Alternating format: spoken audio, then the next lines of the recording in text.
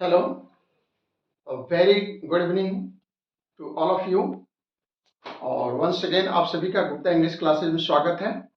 आज हम लोग एक बहुत ही महत्वपूर्ण टॉपिक शुरू करने जा रहे हैं और उसका नाम है एडवर्ब। यस, इसके बारे में हम लोग चर्चा करेंगे कि एडवर्ब क्या होता है, जिसे हम लोग हिंदी में क्रिया विशेषण के रूप में जानते हैं, है ना। इसके बारे में हम लोग देखेंगे कि किसी भी सेंटेंस में एडवर्ब की क्रिया विशेषण की क्या उसकी जगह होती है, क्या उसका महत्व होता है, और इससे जो एडवर्ब जो चैप्टर है, इससे किस तरह के प्रश्न परीक्षाओं में पूछे जाते हैं, इस सारे बिंदुओं पर हम लोग इसमें चर्चा करेंगे।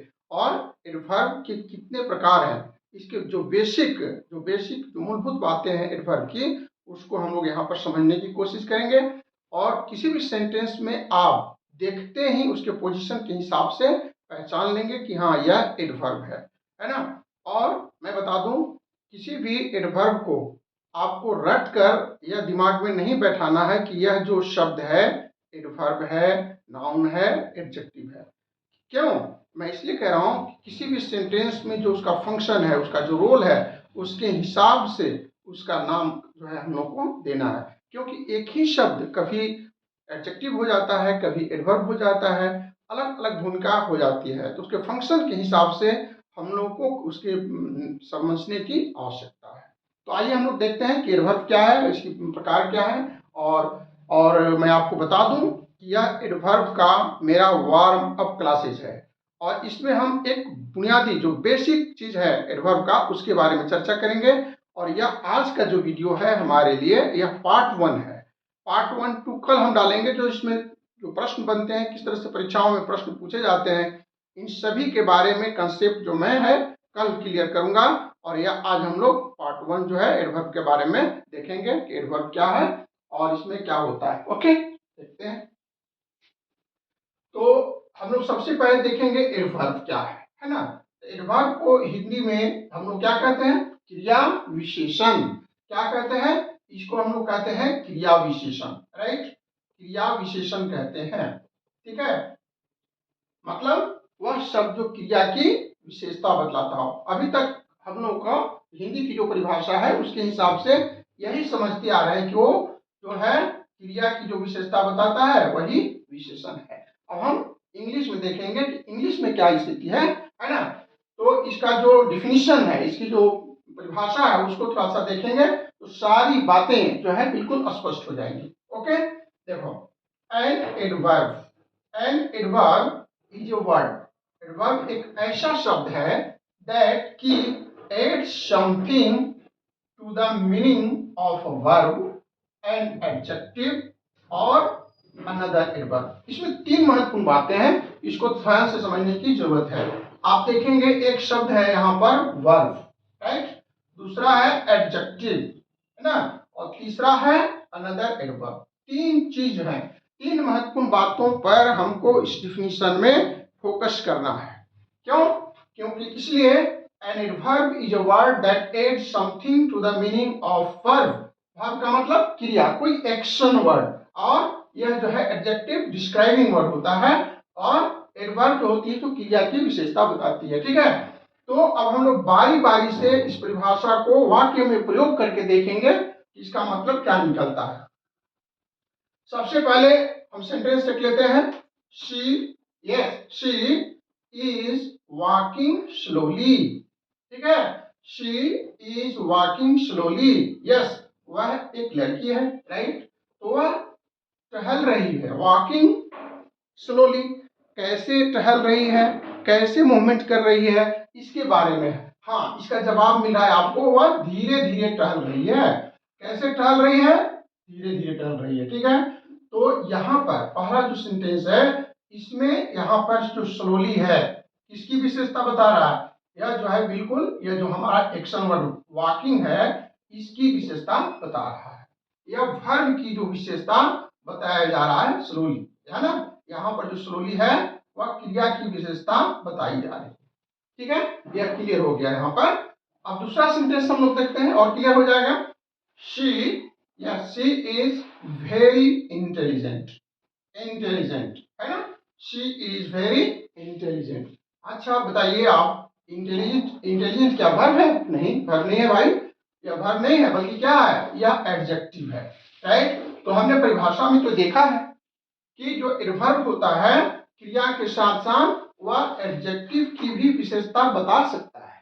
राइट, तो यहाँ पर वेरी जो है क्या है, इंटेलिजेंट के बारे में, मतलब तेज है, वह बहुत तेज है, या इंटेलिजेंट जो एडजेक्टिव है उसकी विशेषता यहाँ पर बताई जा रही है वेरी के द्वारा।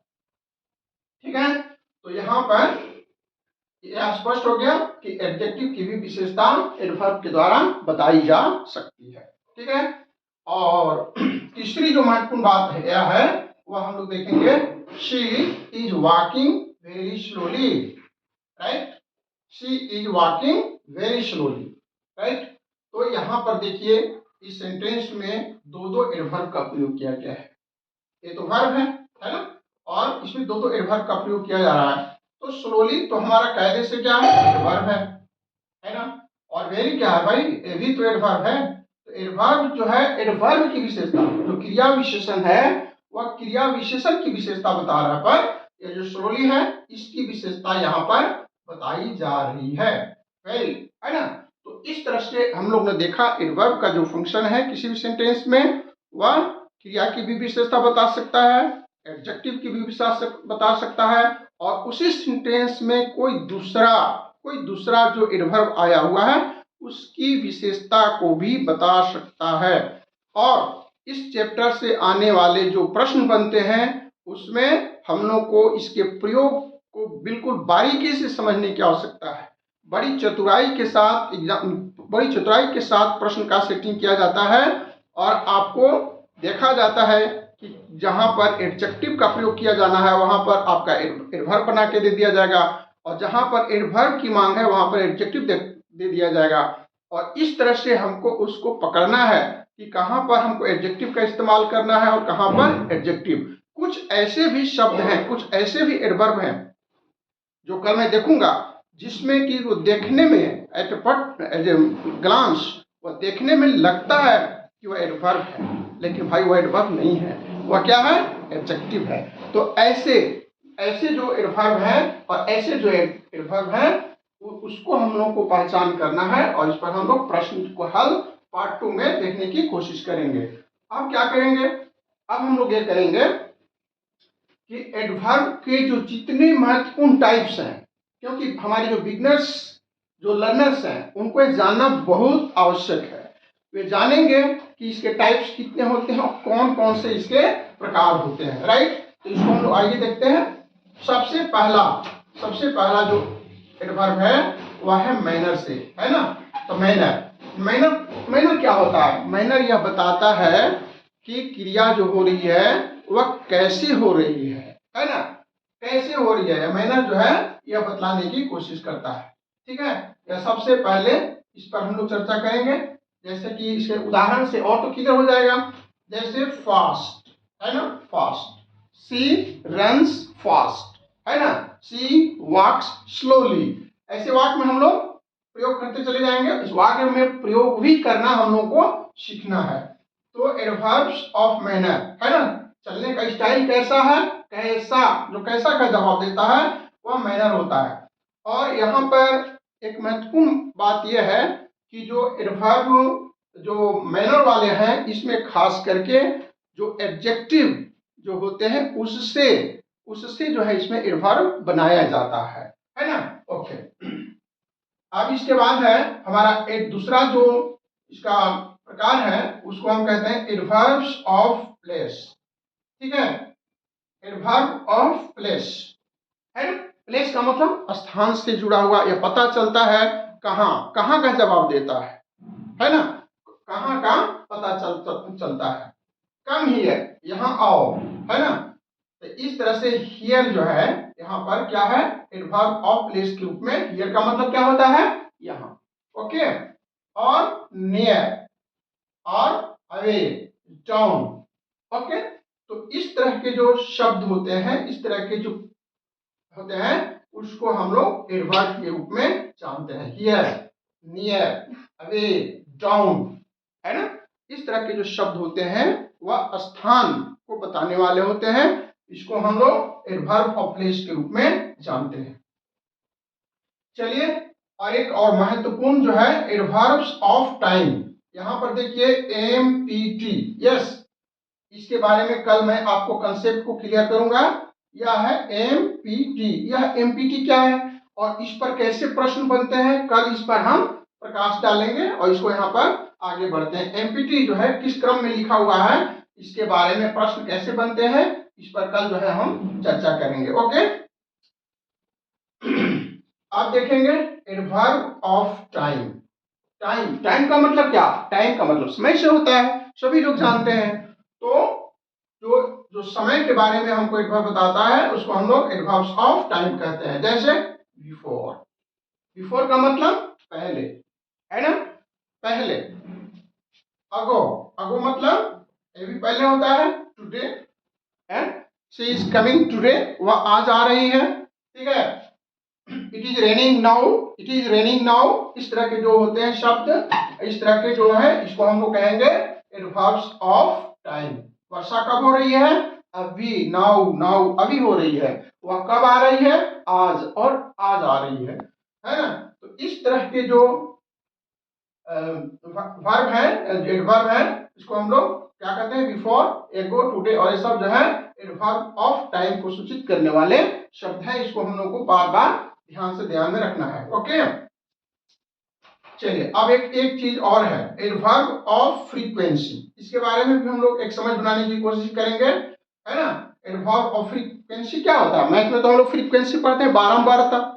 कोई भी घटना घट रही है तो उसकी बारंबारता क्या है, वह कितनी बार हो रहा है, क्या हो रहा है ना, इसके बारे में हम लोग समझते हैं। जैसे कोई घटना हो रही है, कितने अंतराल के बाद हो रही है, कब हो रही है, एक बार हो रहा है कि 2 बार हो रहा है कि 3 बार हो रहा है ना। तो इस तरह के जो शब्द है उसको हम लोग फ्रीक्वेंसी वाले शब्द कहते हैं। जैसे ऑलवेज, है ना, ऑलवेज, ऑलवेज का मतलब क्या होता है, हमेशा। वंस, ट्वाइस, सेल्डम, कभी कभी। सी सेल्डम कम्स, सी सेल्डम कम, है ना। तो इस तरह का जो है वंस, सेल्डम, ट्वाइस, इसको हम लोग कहते हैं फ्रीक्वेंसी। और कब कब आती है, कभी कभार आ जाती है, साल में 2 बार आती है, महीने में 2 बार आती है। तो इस तरह का जो शब्द होता है उसको एडवर्ब ऑफ फ्रीक्वेंसी कहता है।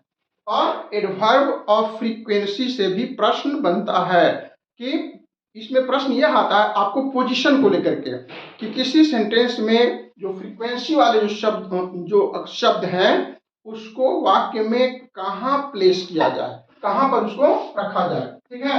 एडवर्ब ऑफ फ्रीक्वेंसी को हम कहते हैं ऑलवेज, वंस, सेल्डम, ट्वाइस। चलिए, एडवर्ब ऑफ डिग्री है, ठीक है। एडवर्ब ऑफ डिग्री का मतलब यह हुआ कि कोई भी काम किस तरह से हुआ, कितना हुआ, पूरा हुआ, आधा हुआ, है ना, इस तरह की बात है। तो उसको हम लोग एडवर्ब ऑफ डिग्री के रूप में जानते हैं। जैसे कंप्लीटली, है ना, कंप्लीटली, पूरा का पूरा। ऑलमोस्ट, एनफ, एनफ वाले प्रश्न काफी आते हैं, ओनली वाले प्रश्न आते हैं, फुली, है ना। तो इस तरह से जो एडवर्ब्स ऑफ डिग्री से रिलेटेड जो शब्द हैं उसको हम लोग ने देखा, वह है कंप्लीटली, ऑलमोस्ट, एनफ और फुली, ठीक है। और एक है इंट्रोगेटिव एडवर्ब। ऐसे एडवर्ब जो प्रश्न से संबंधित होते हैं, जिससे प्रश्न का कुछ पता चलता है, ऐसे एडवर्ब को हम लोग इंट्रोगेटिव वर्ब के रूप में जानते हैं। जैसे व्हेन, कब, वह कब आ रही है, when she is coming, why she is weeping, है ना। इस तरह से जो शब्द है व्हेन, व्हाई, व्हाट और हाउ, तो इस तरह से हम लोगों ने आज ये देखा कि एडवर्ब क्या है, इसके टाइप्स क्या होता है, इस तरह से प्रश्न कैसे बनेंगे, इस सारी चीजों पर हम लोगों ने आज चर्चा की। यह पार्ट 1 जो है, आप लोग बार बार इसको देख करके समझने की कोशिश कीजिएगा। और अगला जो हमारा वीडियो आएगा इसी से संबंधित पार्ट 2 आने वाला है।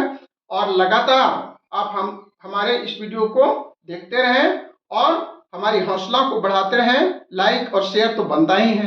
That's all today, thank you.